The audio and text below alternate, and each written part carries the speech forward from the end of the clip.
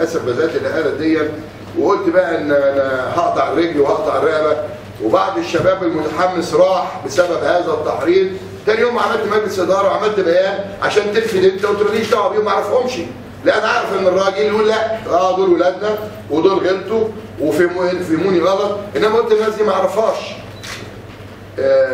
الجزء الثالث بقى بتاعت العقود انه عشان يجدد العقود. يا جماعه العقود بتتجدد من شهر يناير، فبراير، مارس، ابريل، مايو.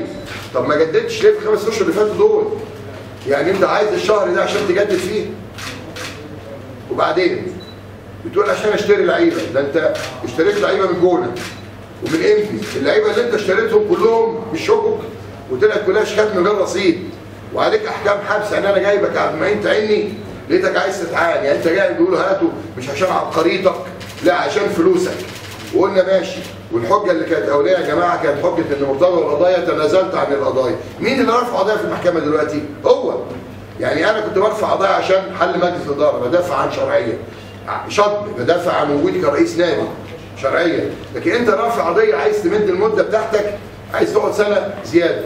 وقصه ان مجلس جلال ابراهيم تاني بقوله اللي كان بيقولها الاخ مدحت شلبي تاني، مدحت شلبي للاسف اللي احمد شوبير في البرنامج بتاع لما طلعنا مع الاخ محمود سعد وقال لي شنطه الفلوس اللي جات لنا من ممدوح عباس اللي جابها مدحت شلبي، يعني ده فتحوا بعض. تمام. عايز اقول له عيب يا مدحت، يومين ورا بعض الاربع والخميس بطلب اعمل مداخله، لان لو انا كنت عملت انا برساله انا بعتها في تليفوني، كلمت الاخ رئيس التحرير عنده اسمه القاضي، قلت له يا ابني اللي بيتقال ده النهارده هيصير الشباب هيروح بكره يعمل مصيبه. فقال لي لا انت مالكش مداخله عندنا عشان انت قلت على اسمه ايه ده محمد امين صاحب القناه انه عنده غسيل اموال، وقلت على محمد هاني متجوز سير الجوده. يا سير الجوده انا مش فاهم يعني ما هي سير الجوده مراته، ايه المشكله؟ وعندي مجابره متجوز سير الجوده.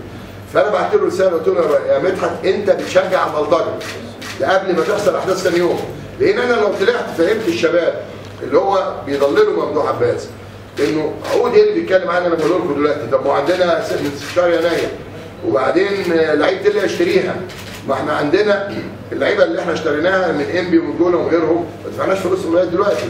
دي كلها حجج بيدغدغ بيها مشاعر الشباب اللي هو مندفع متحمس بيحب ناديه. كرامه اللي بيتكلم عنها بيقول ان العمري